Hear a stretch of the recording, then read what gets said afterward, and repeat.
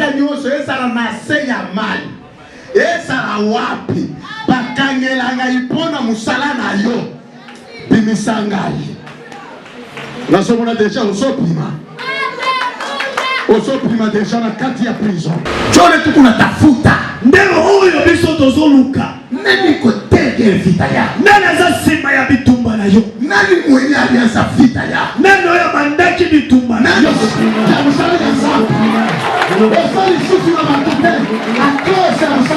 merci mingi na bino nyonso bozwi libaku ya kolanda émission oyo ezali émission oyo ezali kopesa bino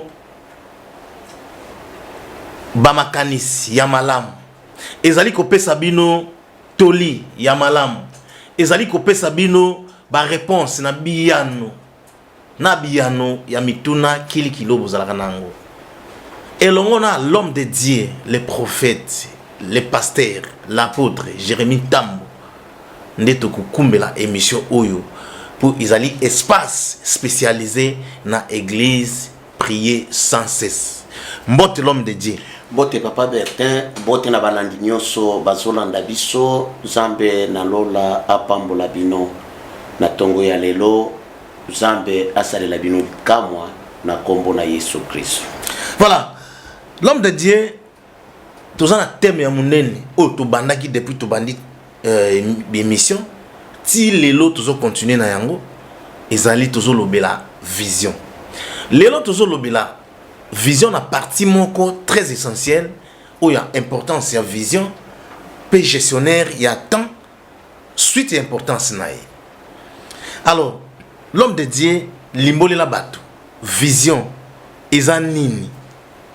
Et pas un mot.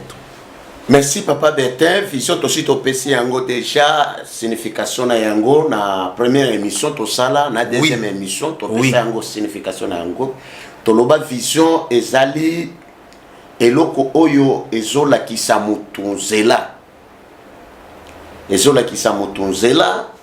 comment mutu akoki ko se comporter comment mutu akoki kozala toloba ki vision eza eloko oyo ezola ki sa vie ya mutu mobima vie ya mutu akozala ndenge nini lobi ezala mwana muke ezala mukolo okoki kozala na nzeni mais aussi tout ki moi vision moko eyeli yo pona mwana oyo azana kati ya libumu ndenge ekomelaki mama ya Samson vision moko eyelaki bango ke mwana oyo akobutama bakokata Yesu kite vision wana est déterminée eloko mwana akozalela c'est que vision ezola kisa vie ya mutu ndenge ekozalaka donc to lo appelle lobby ya mutu très bien vision ezorienté mutu vision etiaka mutu na confusion te vision eyaka pona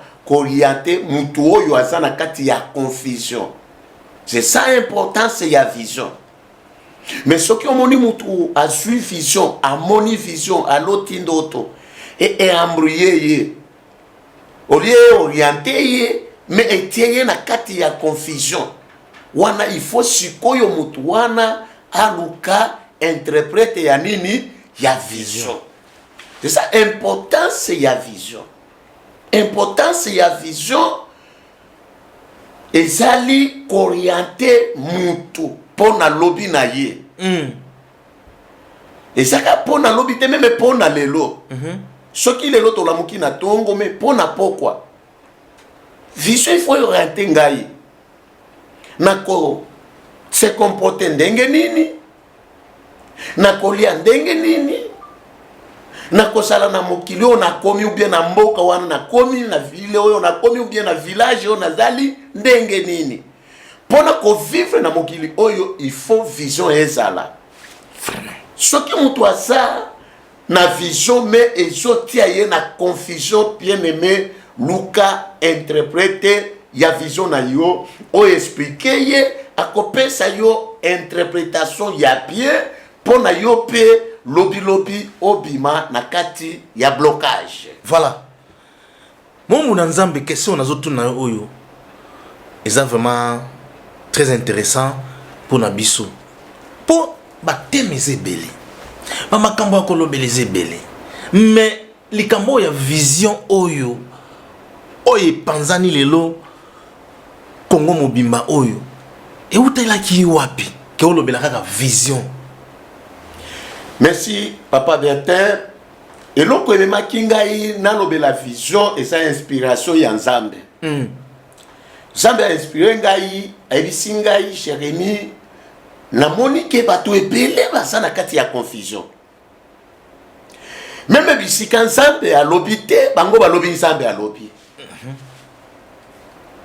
Nalobaki na émission uti koleka ke toza na 3 sources ya vision. Toza na vision ezo uta epa ya Nzambe, toza na vision ezo uta epa ya Satana, et puis toza na vision ezo uta na motema ya mutu ye moko, makanisi na ye moko, raisonnement na ye moko. Mutu avandi ya kanisi. Na pesa ki exemple pour na raisonnement ya mutu ye moko. David alobi na yoki posa kotongela Nzambe ndako. Eza vision. Eza vision. Na tongela Nzambe ndako. Eza Nzambe te ayebisaki ye. Eza prophète te. Eza ndoto te alotaki. Mais motema na ye moko. Nalobelaki yango. Eza na vision ezo uta epai ya Satan. Satan akoki koya na ba vision na ye apesi yo. Pona kuamri ye yo opima na nzela na yo ya solo. Okenda na banzela mosusu. Eza na vision oyo euti epai ya Nzambe. Vision euti epai ya Nzambe et se réalisaka toujours. Ata blocage ye, ata compliqué ndenge soki euti epai ya Nzambe ekokokisa makaka. Amen. Na mutuna na yo tuni epandaki ndenge nini? Nalobi esa inspiration ya Nzambe. Nzambe abisinga bato ebele baza na kati ya confusion pona ba vision baza na bango. Baza na yango. Bien aimé bato ebele baza na ba vision. Mais ayebi te comment gérer vision wana.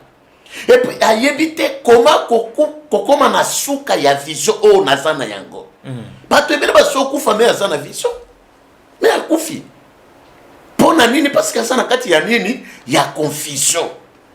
Au moment Nzambe a inspiré ngai eloko wana na lobi oui. Na kosala yango. Na kotili yango ba prière. Pona Nzambe apesa ngai lisusu makasi. Alobi me na usenga siko makasi. Apesa ngai makasi koma kokomisa message oyo epa bana na Nzambe. En bato ebele balandi ba émission oyo uti koleka quand même bazomo na ke mwanzela ebandi kofungwana. Oui. Parce que bato ebele basala ki bloqué. Oui, papa Bertin. Oui, papa. Blocage est à la kaka kindokite. Blocage est à la kaka kozanga musalate.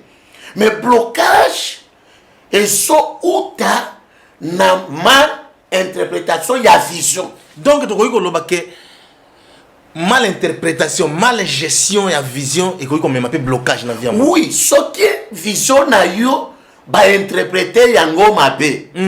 Oko sera bloqué. Oko évoluer te. Oko loba zabando ki za nini. Mais problème est zabando ki te. Problème est ça interprète ya vision na yo. Ce qui interprète ya vision wana. Ce qui interprète ya vision a interprété yango mabe. Dès qu'on a ngai na yebisi yo oko sala bloquer vie na yo mobimba. To sana ba to ebele ba sana vision. Même si na bango ezo changer te. Parce que vision na bango ba interpréter yango nini mabe. Soki Joseph na Égypte a interprété ka vision ya mokonzi mabe. Bele tozolo bela histoire mususu na Bible. Bele nsala ekota na Égypte ya kosakana te. Soki Daniel na Babylone a interprété ka vision ya mokonzi mabe. Bele na Babylone basolo bela makambo mususu. Vous comprenez? Oui. C'est que interprétation ya vision et so débloquer ba blocage. Sikoyo mombu na Nzambe. Soki totali na vie ya moto. To tsemnet deux catégories. Basali ya Nzambe na ba fidèle. Est-ce que eza pe na basali ya Nzambe mususu o ba vision na bango eza évoluer te pour na kozanga interprète to ezaka bandini. Merci papa. Basali na nzambe ebele baza bloqué pour na ma vision na bango eza mal interprété. Yende harmonie yango.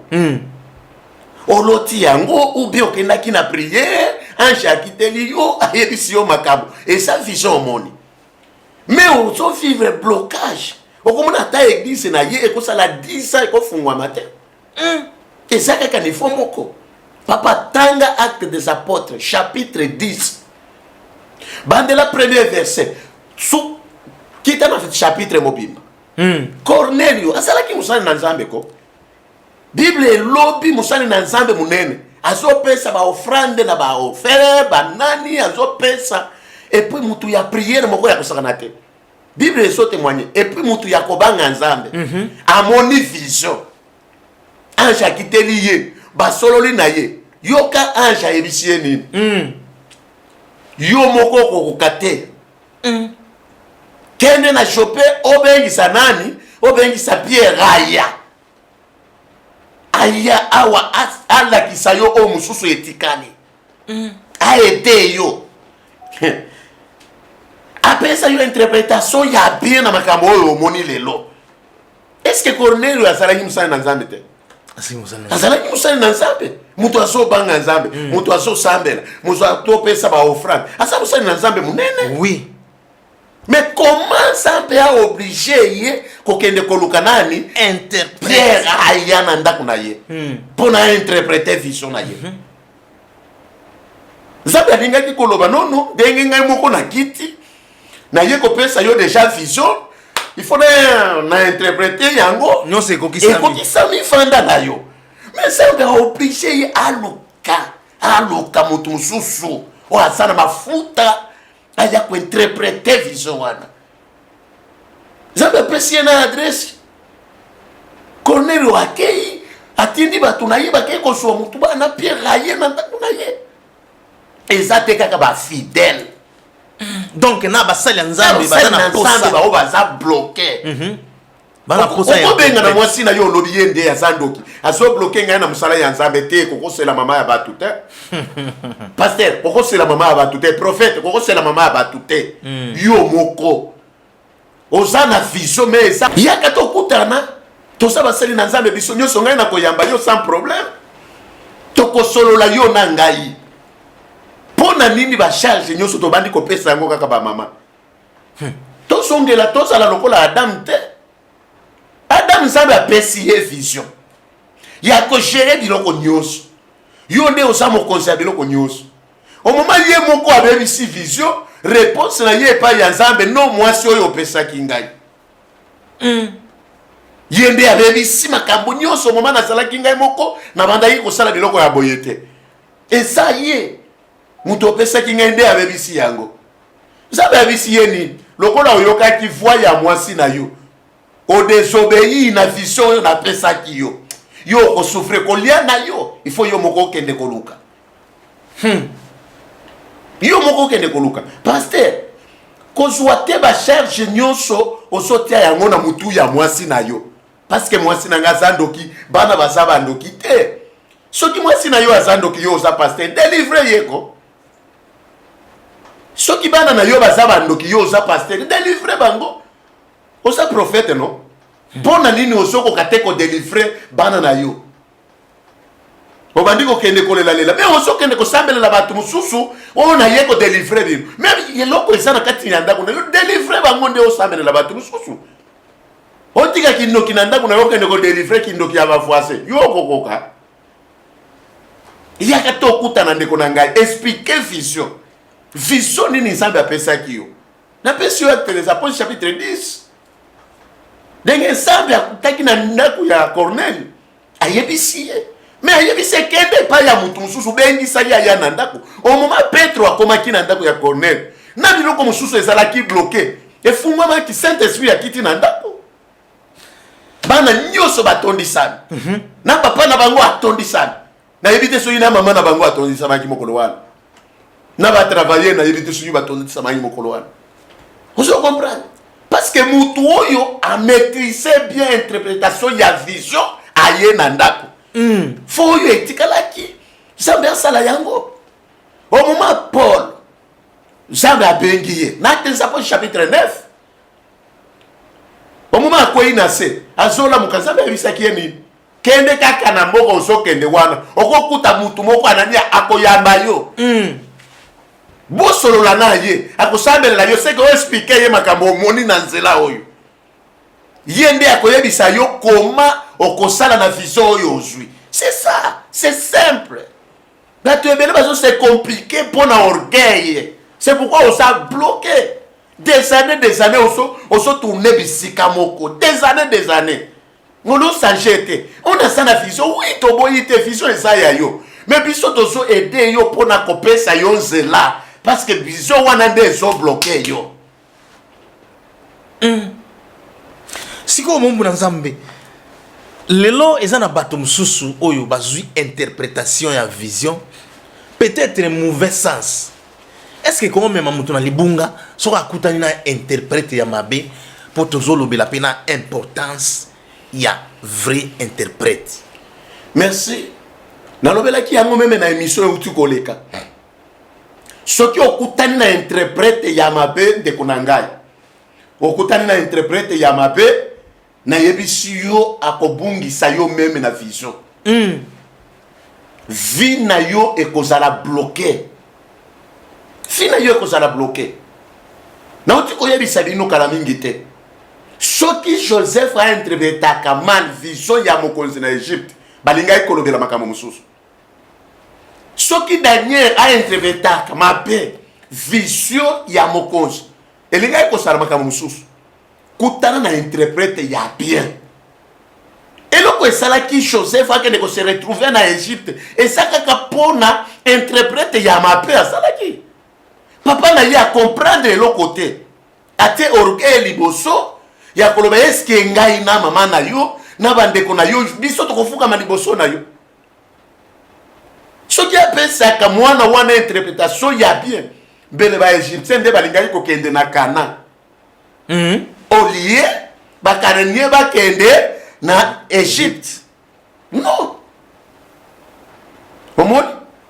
Au lieu batu balanda yo zana vision yo nde wandi kolanda bango. C'est que quoi ici vision na yo? Mombu na Nzambe. Tokoye bandenge nini ke interprète oyo aza malamu. Bao basengaka mbongo na consultation. Bao ba exigaka mbongo avant à interpréter vision.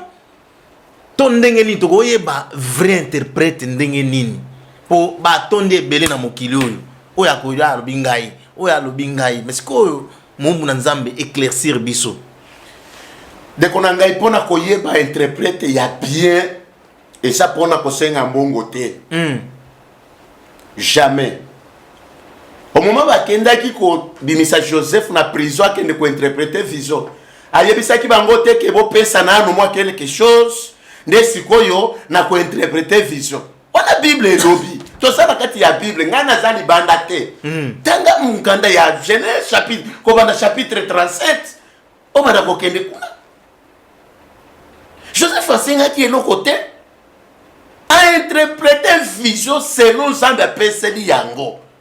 Esili Daniel asenga ki elo côté asengi kaka ba pesa biso 3 jours ya prière. Parce que vision wana na Babylone mokonzo azalaki na yango aboyaki koloba yango. Il faut mon prophète ye moko a prophétiser yango ayeba yango et puis a interpréter yango. Ezalaki piège moko ya kosakana te. Soki eye lelo, c'est très compliqué na mboka na biso. On se comprend. Oui. Soki okutani na mutu azo senga yo mbongo avant interpréter vision na yo ou bien après interprétation ya vision na yo, asa faux interprète. Mutu ya lukuta kimaye ako interpréter makambo ya lukuta ya solo te akosa yo so to comprendre des explications na mombu na Nzambe c'est que na ba interprétation mususu yesengaka beaucoup de prières pour interpréter vision wana. Oui. Et ça na ba vision mususu ba ye mutu apesi yango et c'est côté lango prière ça va expliquer yango bien. Et ça nini Nzambe alingi aloba. Parce que ceux qui ont interprété yango mabe okotisi mutu na problème yeba ke makambo nyonso ekoyela mutu wana eza na mutu na yo interprète face na mokilité mais na nzambe mokolo ya suka okosamba pona interprétation ya vision wana lelo batu babungisi batu ebele lelo batu bapanzi ba église à cause ya interprétation ya ba vision. Un jour frère moko aye ko yebisa ngai ke amoni vision pasteur na ye avandi nanga isheri na zaki wana na ba pasteur mususu bavandi likolo ya cher siko bango bazalaki kuna na se yepe babimisi ye kuna na se bamatisi ye na cher mutu wana yebisi ye ke okomi niveau moko na baoyo lokola frère wana asalaki modérateur ya makasi motei directement à comprendre que a komi pasteur munene lokola bango aye komona ngai musana na nzambe yoka vision na moni nzambe abisinga boye na moni boye na yebisa ye eloko moko vision wana kokende koyebisa yango pasteur na yo te soki okei koloba yango kobanda lelo oyo tozolobela okozala na bitumba na pasteur na yo okome ennemi ayebisi ngai te il faut ayeba yango papa il faut ayeba yango papa obengi ye papa mais na vision na yo balobi ke bokomi niveau moko na ndenge oyebi ngai awa deja toza na yo niveau nini moko si le plan spirituel toza deja niveau moko siko okende koyebisa papa na yo ke yo papa na ngai tokomi na yo niveau moko yebisa ngai sor na yo ekozala nini ndeko na ngai omoni ata tosala makambo ya molimo mosantu tozanga sagesse te oui il faut mayele esala nini esala faut mayele esala papa aza kaka papa mwana aza kaka mwana ata obimisi bangomba olongoli nini me oza kaka mwana me yoka ndeko wana akei akei koyebisa yango pasteur na ye pasteur apesa ye interprétation te alobi kaka ça va bandeko na ngai eumela te ndeko wana akomana na niveau manzaka ebadi kolongwa ye na maboko meme na misapi ya makolo maladi moko ye kofrape ye ya kosakana te vraiment soki ata Samuel ndenge asolola na nzambe na butu wana akende koyebisa ye ke nzambe atie ngai na yo na niveau moko bele tozolobela histoire mosusu ya Samuel voilà bele tozolobela histoire mosusu soki oza na vision luka mutu oyo akoki kosala nini kointerprete vision wana même Samuel asalaki mwana moke me asalaki na mayele azwi vision na butu asololi na nzambe na butu mais il faut papa na ye nde abandi kotuna ye mwana na ngai yebisa ngai oyo nzambe alobaki na yo na butu na yebi kaka nzambe alobaki mwa eloko mais petit wana afandaki na biloko na ye oyo amonaki parce que yebaki ke makambo soki na lobi yango ekomemela ngai bani bitumba mais lelo ba église ezopanzana pona ba interprète ya lokuta momu na nzambe koto ozaku tozoloba église mais soki toye lisusu na ba interprète mususu soki akutani kaka na moto oyo aza na mbongo amoni ka moto oyo aza muta mbongo ata amonaki mutu ayebisi no lelo momu na nzambe nalalaki naloti mwana na ngai akufi toke kokunda ye après ntango toke kokunda ye topanzi matanga naloti nga moko mpe nsima na yango nazobima nasala aksida ata ayebisi ye ndoto ya bongo suka na yango akobalula yango akoyebisi omoni ndenge eza boye nzambe aye korenouvele nde bozwi na yo mpo nani mpo ayebi ke mbongo ezali soki ainterprete yango mabe ayebisi ye liwa aozwa mbongo te kaka mpona importance ya un bon interprète. Merci papa soki omoni mutu akomi na niveau wana yo oza na makambo mosusu me ye azoyebisa yo makambo mosusu yeba deja ke aza mutu ya lokuta parce que interprète ya solo akopesa yo interprétation mpona alongola yo na nini na confusion ndeko moko ayebisanga ike papa ngai nazolota nazosala kaka église nazolota nazosala église bato batondi ebele nayebisi ye merci eza vision est-ce que eza temps déjà ya kosala yango Voilà. omoni vision mais tant nano ekomi te parce que ndenge namoneli yo est-ce que osi obali alobi non nano nabali te oza na problème nano ya kobala est-ce que oza na ndako na yo alobi naza na ndako te naza epa ya ndeko na biso oza na problème mosusu ya ndako oza nano epa na yo te okozala na problème au moment okobanda église okozala na komba monene mais nzambe apesi yo vision ayebisi yo ndenge okozalaka eza lelo te ndenge okozala mikolo ezoya mais kitisa motema kozala presete mais azalaki mwana mayele ayoki na moment oyo tosolobela abala asa bien akomi na église monene akomi na église monene mais abosanaka te koya kokonsulte ngai ayaka kaka quelque soit aza ya communauté na biso te mais ayaka kokonsulte biso papa makambo oloba wana makambo ekomi boye oyede ye lisusu oyebisi esala boye mpo na azala na blocage te ozo comprendre oza na vision na yo mais soki ocomprendre yango te bien aimé okozala kaka bloqué mpo na interprète ya lokuta il faut bapesa yo interprétation ya bien bapesa yo interprétation ya bien soki oza na interprète ya bien ndeko na ngai okozala bien Voilà. Okozala bien. oui Importance. Il y a vision. Momu na nzambe. Eza na bandeko mususu. Aloti lelo. Azo voyager azo kende poto. Aloti lelo akomi na mbongo. Mais lobi aloti tango mususu ndoto mususu ya mabe. Azo kufa, azo sala boye. Tanga akutani na yo. Abetele yo kaka ya malamu. Abombi ya mabe. Iyebisa biso. Est-ce que eza libunga te? merci papa bandoto nyonso okoki kolota ozo voyager eza kaka kokende na poto te meme kokende na mwanda te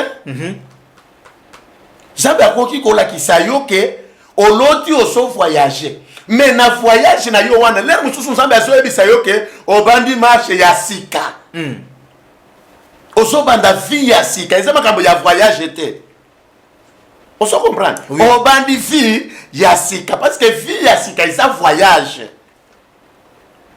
mais lokola yo déjà na pensée na yo na mutu na yo ezalaka makambo ya voyage na kende poto na mutu akopesa yo interprétation akoyebisa yo kaka ozokende na poto nde obandi baloterie depuis obanda yango na vision na yo wana ozwa nini est-ce que osi ozwa omoni ndenge bainterpréter yo biloko ya lokuta est-ce que osi ozwa ndeko na ngai depuis omeki yango bazolia yo kaka mbongo na passeport ebimaka te na visa ebimaka te nzambe bandaki koyebisa yo makambo mosusu yo ozofise kaka okende poto okende na Afrique du Sud okende soki wapi kitisa motema luka interprète ya bien soki moto azwi vision ya malamu epuis azwi na ya mabe mais aye ayebisi interprète kaka ya malamu ya mabe abombi yango ye moko nde asomi ikunda mpona nini nzambe apesaki ya malamu epuis apesi na ya mabe parce que nzambe ayebi na moment na kopambola yo mabe moko ekoyela yo bitumba ekoya lere mosusu nzambe akoki koyebisa yo ke ozobanda na komba oyo ekolanda eza nini eza lipamboli oso comprendre lipamboli ekoki kobanda lipamboli mpe ekoki koya na suka nakoki kobanda na komba na suki na lipamboli nakoki kobanda na lipamboli na suki na komba ngai na preferaka na banda na komba me na suka na nini na lipamboli parce que soki na bandi na lipamboli nakende kosuka na komba nasali eloko te oso comprendre papa banda na komba osuka na nini na lipamboli mais soki obandi na lipamboli osuka na komba okokufa pauvre okokufa pauvre tala Job abandaki na lipamboli au moment combat eliye na katikati alingai kokufa pauvre soki Nzambe a intervenir akate il faut que ça lokola Yesu Kristo oyo tozote ye abandaki na komba après asuki na nini na lipamboli mais bato bazoninga abanda na lipamboli asuka na komba ah non c'est que usali musala ya pamba bien aimé panda na bitumba osuka na lipamboli bunda mais expliquer vision na yama pe na yama la pona to orienter yo bien mais ce qui obombi yama pe wana mama ata olota ki ozolia musuni ya mutu expliquer yango et ça na ba mama epele papa natandingi na solo bela yango na yebite nanu na lota vision yote aussi olota yango ata 10 fois olia ka musuni ya mutu si ozobanga ni nani ayebiso soki oloti osita ya musuni ya mutu ezali kindoki oyebi nanu tosana combien de sortes ya kindoki nakota nanu na likambo wana papa oyebi tosana combien de sortes ya kindoki Combien de sortes? 3 sortes ya kindoki bato basangisaka kindoki na magie eza biloko mibale ekeseni kindoki oyo tozolobela eza kindoki oyo bato baliaka bato okindoki ezalaki na bamama bolimbisa ngai me boyoka makambo wana ndenge mosusu ekoyede yo eza na kindoki ya liboso oyo babwakelaka mutu ya kobwakela ezalaka no babwakeli yo kindoki papa okoki kobala mwasi na yo azalaki kindoki te intercesseurs ya makasi me akomi na ndako na yo babwakeli ye kindoki abandi kosala makambo ah oui kindoki wana ya kobwakela ezalaka mingi na basi ya baprofete na bamama pasteur okomona mama pasteur moko babala ye mutu ya prière mais depuis ya kota libala wana akutana na bamama ya église bandoki babwakeli ye et puis aliaka epai ya mutu te akendaka epai ya mutu te mais azwi kindoki ndenge nini babwakeli ye kindoki na moment ya délivrance soki otuni ye ayebi date te oyo azwaki kindoki yango ezalaka na bamama pasteur bana ya baprofete bana ya bapasteur babwakelaka bango mpona badéranger ministère ya mobali kindoki wana toyebelaka yango na nini okomona mama wana aso comprendre te bandoto na ye kaka ya mabe ye alotaka kaka aza na cimetière alotaka kaka baza na ebale alotaka kaka baza na stade bazobeta football alotaka kaka aza na conférence moko munene mutu moko ya munene nde aso expliquer makambo après na suka bapesi bango misuni ya bato balie bameli makila moyen ayebisa yango mobali na ye eza te parce que mobali ya kobenga na ye okomona kaka mama abandi kokonda azokonda azoluka nani oyo akoyebisa ye likambo ya poye ainterprete yango bien ozo comprendre mama pasteur kokufa te mama na ngai yaka kima nano yaka to mona yaka to monana lelo mosusu ozonyoko bana biloko babwakela yo outa epa na bino oza bien mutu ya prière mais tala ndenge bakomisi yo okomi ndoki na désordre eloko ya mibale okoyebela mama wana okomona bakobanda kosenga ye pesa pe soso pesa pe taba yo nano opesi te yo okotisaka te akosituka na ndoto bakotisaka te biloko nini bazosenga ngai mama ya bato abandi kaka kolela mpona baviso wana eza inconsciente papa oui ayebi yango te ayebi yango te parce que koyeba eloko il faut bainterprete yango oui babwakeli ye sikoyo ezalaka na basigne ya bambe masigne nini papa okomona biloko ebandi kobunga na ndako sanke bayiba yango soki ozomona biloko ezobunga na ndako sanke bayiba yango yebaki kari ya mpemba moko aza na ndako me nano alie mutu te donc esprit moko visiteur eza ozomona kaka biloko ezobunga ata oza na basoso okosituka tosaso moko kaka boye na poko akoti na ndako te ozosuka na mbongo quelque part ebungi ozomona kaka moi liputa moko sala ngina ebungi pantalon ya papa ebungi ba chemise ezo bunga sako yeba bisika oh ba nani ayibaka yango bino bosana clôture osomona oui basine wana siko yaka to interpréter yango yaka to aider yo et puis to longola yo na situation wana ya mibale kindo ki pale papa na ngai je m'excuse kindo ki ya mibale et ça kindo ki o ba melisa mutu alia yango bakoki kopesa yo meme na mungu bao bakenda kosenga mungu quelque part bao basenga kama mafuta oyo sasa na mwa mafuta na tena biloko ya kolia bapesi yo ata mukolo osa mokolo akansaka na bana te kindo ki bapesa ka yango mutu ata sana 100 ans bane nyosa zana kindo kitema ngomi na suka akufia sandoki pona biloko akosenga wana mafuta mungwa okosi tukakaka boye meme babeni oyo basalaka ozobenga na kini mikate bapesi yo kaka ekoti uma olie yango yo oliaki eza eloko ya malamu me osutuki okomona kaka bato baye kolanda yo yaka tokende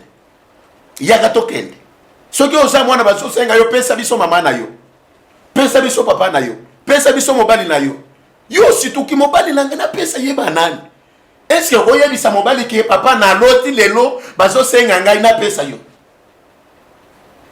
na papa moko courageux un jour papa wana ya ibisinga papa na solota na sana bilanga mais na so tembika mwasi na ngai ça fait deux fois azo jembika mwasi na ye yebise papa kimambangu balingi bakotisa yo na ba loge bisika bokenda ka wana bozalaka na nani expliquer ngai kima na ye alingi akotisa yo na ba loge mais na ba loge wana kosenga no so comprendre papa oui na fi il faut ko kindo ki wana ya komela bamelisaka yango na mabele te bato bazokosa na mabele nde mutu akoki komela kindo ki jamais kindo ki bakopesa yango mutu na mabele te mwana bebe bapesa kindo ki na mabele ezalaka te eza lukuta ya ba interprète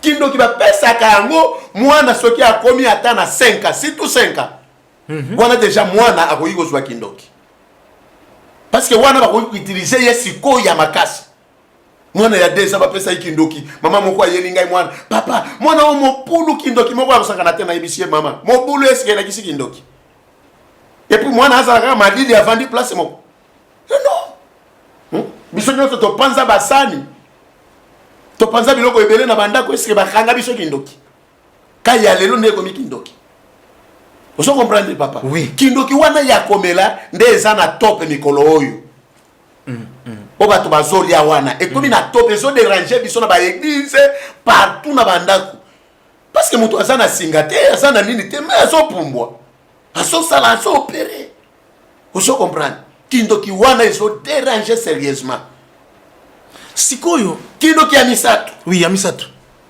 eza oyo ya basinga na loketo o bapesa bakoko na biso kala bandoki ya kala bazalaki na basinga ya lokola coutume basalaki na basinga me ya kindoki singa wana eza oyo ya lokolo kobana kobima na lokolo koma awa omoni poso ya lokolo soki balongoli yango baningi yango ekomi singa na loketo eza n'importe singa te parce que naza na ndoki moko aya kopesa ngai yango totumbi yango na église moni mama moko a se décider papa ngai na lembi na biloko oyo naka mwa mbeki makila eza na kati liso ya mutu ezotala na musapi moko eza na kati nini yoka niveau ya kindoki wana esi elimwa mikolo oyo pona komona kindoki wana esa difficile ata bobeti ye fimbo bosali nini akokende kobimisa yango te akokosa bino na bamwa nsete bamwa biloko moko ya ndako aye apesi bino ke eza kindoki wana esi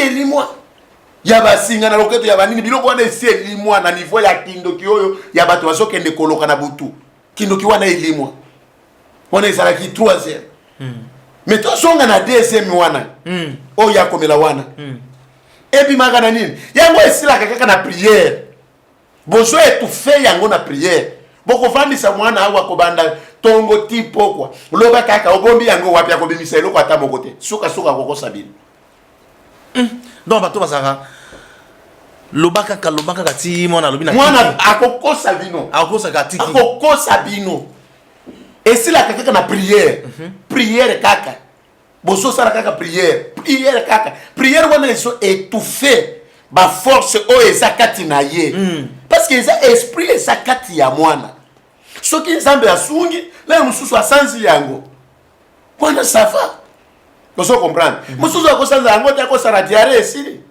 force contre force ekutani ebebisi ya oyo na bango wana nde eloko ezotungisa bato mikolo oyo kindoki wana siko soki okutani na interprète ya mabe azosangisa makambo ya fétiche oyo bazosala bafétichere wana banganga kisi na kindoki asangisi yango nyonso azobenga yango nini kindoki siko moyen ya kosala délivrance esa te parce que ye moko nano azosala délivrance wana aza na kati ya confusion soki yo moko nano oza na kati ya confusion siko yebisanga okodélivre nani ozo comprendre il faut d'abord biso tolongwa na kati ya nini ya confusion mpona toyede baoyo baza na kati ya nini ya confusion soki kindoki erenye ezaka kindoki bien meme nzambe mpe azali amen nzambe mpe azosala kindoki efutaka te nzambe azofuta momo na nzambe to sololi mingi pesa nanu bato adresse ya église ezali wapi uyambaka ndenge nini église na biso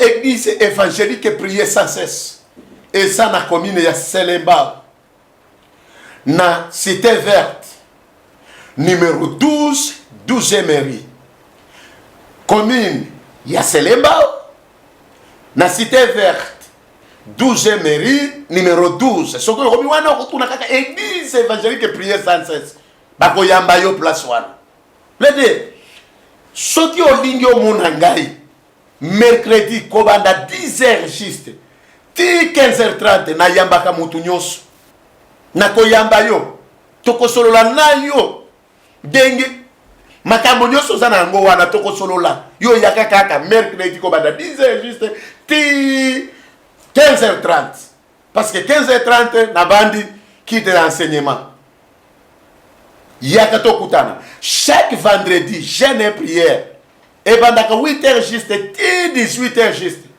tozo prier kaka tozo lelela nzambe ata ozana kindoki yaka o prier ekobima yo moko na nzutu yaka to prier nzambe akosunga dimanche to banda quitte na 8h juste ti 9h juste eza saint toliaka nzoto ya Kristo na komela makila na ye kobima kobana na 9h juste ti 11h45 quitte la biso ici louange et adoration toujours adorer nzambe bien aimé yaka to prier ensemble yaka ozela nzambe place wana yaka nzambe akomona yo yaka nzambe akotushe yo kozala musika te bien sûr bozobenga ngai mikolo oyo na interpréter bandoto bavision na batelefone mais yaka nano tokutana lelo mosusu oza na baunité te bamosusu abengi ngai unité esili ye na nzela siko na kointerpréter yango ndenge nini bien aimé yaka tokutana c'est très important kokutana ekosunga yo nzambe apambola bandeko baza na sele bazobenga biso baza na njili baza bisika nyonso nzambe apambola bino nazomona baapele na bino nzambe apambola bino mais yaka tokutana nzambe apambola mpe bao mosusu bazosoutenir émission oyo namonaki mama moko atindi mpe mwa enveloppe papa na apamboli émission wana ekende liboso parce que ezosunga ngai mikolo oyo na ndako na ngai vraiment nazomona makambo mosusu ebandi kochange parce que tozalaki na kati ya confusion mais ndenge opesi biso nzela quand même moi changement ekoti na ndako tomeli atako omela te déjà bato babandi kotémoigner changement ekoti na ndako bien aimé yo mpe yaka confusion nini oza na yango mpona bavision mpona bandoto yaka nzambe na lola akosunga yo nzambe oyo nazosalela butu moi akosunga yo akosalela yo bikambo akoabandone yo na nzela te nzambe atikaka bana na nzela te nzambe atikaka bato na kati ya confusion te nzambe aye kolongola yo na kati ya confusion yaka vision oza na yango eza monene makasi mais ozomi bloqué yo moko parce que ozo comprendre le système ya nzambe te bien aimé kota na système ya nzambe nzambe akosalela yo likambo kota na système ya nzambe nzambe akoyede yo nzambe akofongola banzela osali pande ya système me yo oza na vision monene mais libanda ya système kota na système ya nzambe nzambe asoluka nini asoriente yo ndenge nini apesa yo vision depuis oye na ville oyo osa bloqué vision esobunga ata ebungaki ekomonana basage oyo balandaki étoile bakomaki na ville ebungi après quelques minutes bazobima na cour royale bamoni yango lisusu yo pe ata ebungaki yaka okomona yango lisusu ekozongela yo voilà ekozongela yo mombu na nzambe sikoyo question mosusu eza mpona batu oyo bazalaka soki moto aza na kindoki mwana aza na kindoki ntango mosusu babengani ye ntango mosusu o solution kobeta ata na baeglise mpo ekoma ono fo beta epo aloba est-ce que wana eza moko ya basolution wana motema mabe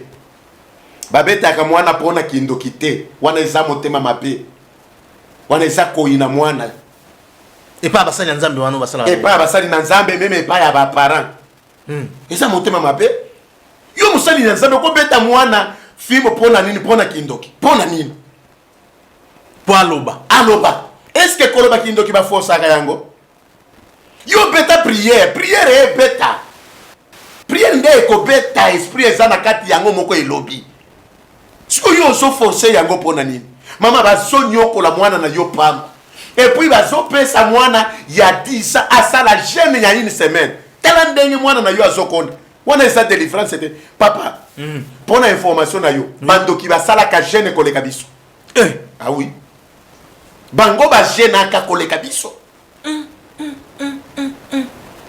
ozopesa ye asala jeune wana orenforce ye opesi ye force meme mpona bakosi wana mpona balingaki avant bakotisa Daniel na libulu ya bakosi oyebi bakosi wana balalaki combien de jours sans manger bapesi bango jeune et prière omomela bakosi bakoti na jeune soki Daniel akomi kaka balia ye mais chaque Daniel mpe azalaki na bajeune et prière ya likolo eza ngai nde nakosala jeune et prière ngai musali na nzambe nasali jeune et prière mpona na délivre mutu wana nde ndenge Yesu alobelaki biso mpona kobengana milimo mabe ezosenga nini jeune et prière alobaki te soki mutu aye na milimo mabe bopesa ye jeune et prière Bible elobi bongo te Bible elobi biso basali na nzambe mpona kose ressource tobengana milimo mabe il faut tosa na jeune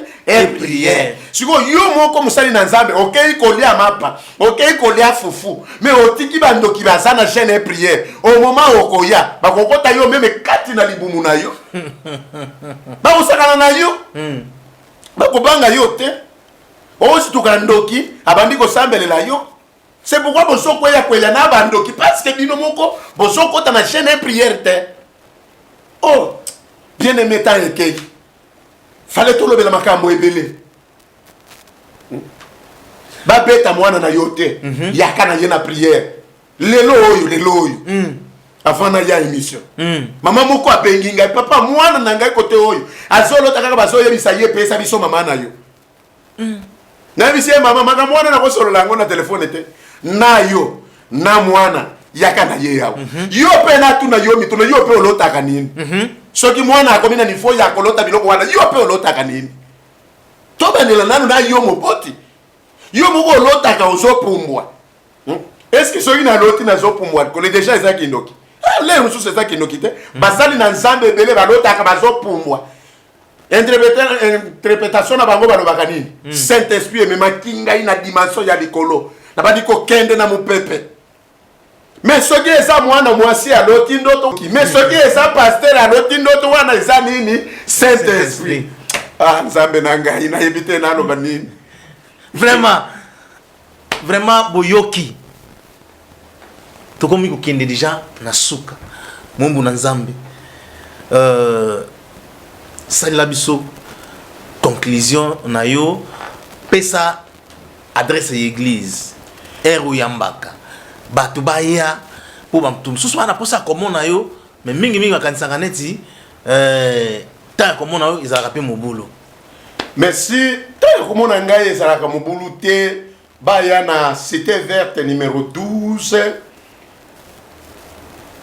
12e mairie na commune ya Selembao de bisika nazali bien mezwa kaka transport ya kato kutana et puis mercredi chaque mercredi na 10h juste 15h30 na yambaka batu nyonso ozala mokolo ozala mwana na yambaka bango nyonso yaka na ba problème nyonso za nango tokosolola tokorienter yo vendredi jeûne et prière toza wana ngai moko na ba jeune prophète baza wana ba pasteur baza wana bakoyamba bino après tokutani na yo tosenga ka droit d'entrée te nini te eloko te mais siko soyi andi na mercredi mutu soka comme une église même sous ya ko prier ou bien ya ko mona est-ce que permanence ezala oui permanence ezali basali na Nzambe baza wana ba prophète baza wana lero mususu ngai moko nazala kaka na église wana okokuta ngai place wana na fani na zotanga Bible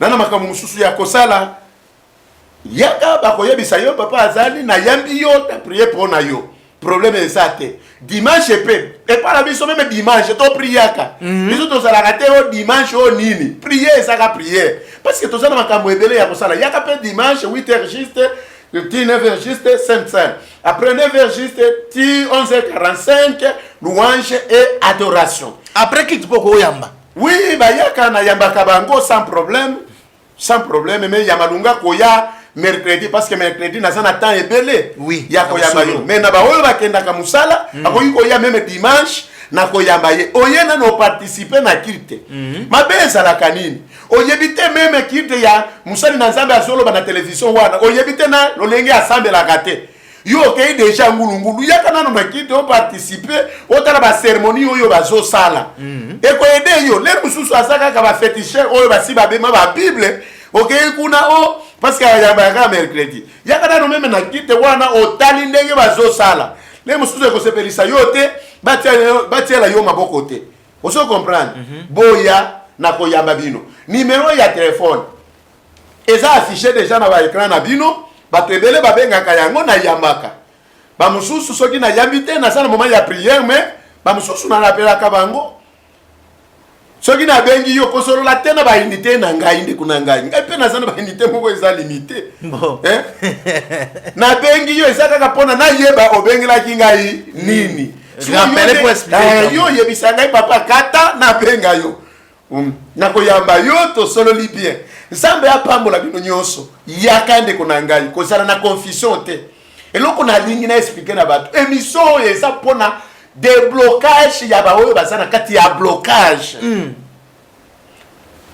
blocage spirituel blocage financier yaka debi no kuna fandeli wana soki oyebita na yo oyebi vision na yo na interprétation oyo na kopesa yo wana eko ede yo okomona vina yo ekofungwama oza bloqué parce que oza na interprète ya bien te osambela ka mingi ososambela mingi mais yo ososambela mingi olotaka kaka banyoka ososambela mingi yo olotaka kaka bazobenga na yo bien aimé yaka to interpréter to pesa yo interprétation ya bien ekosunga yo osana libala yo basi babali yo me olotaka bosa mibali mibale nde balalaka na mbetu na yo ndeko na ngai yaka to pesa yo interprétation ya bien papa kokima ndako te yaka to ko pesa yo interprétation ya bien yo osana université me olotaka osaka kana humanité yaka to pesa yo interprétation ya bien vous comprendre yo olotaka osoma tabangomba olotaka kaka osana nzamba yo olotaka osana village na ndako bovanda kala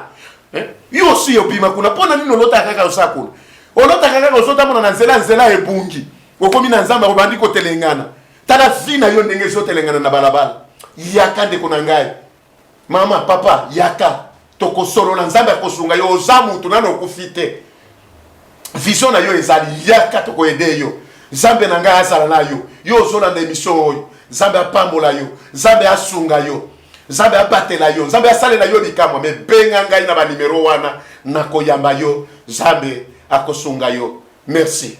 Voilà, merci na bino nyonso oyo bolande mission oyo boyoki mabomba mi ya nkolo ndenge ezobima epa mombu na nzambe il faut ya na adresse oyo bomone ekomami wana ba numéro eza affiché wana obengi mombu na nzambe bokosolola ndenge esengeli vraiment mpo na nga Berthet Djonga na remercier bino mingi na ndenge bozalaki ebele mpona kolanda émission oyo pe ba réponse oyo bozwi na biyano bozali na ba question ebele mais bozwi biyano nzambe alola azala na bino apambola bino tokutani na bino mbala sima ciao mal ezala wapi bakangelanga ipona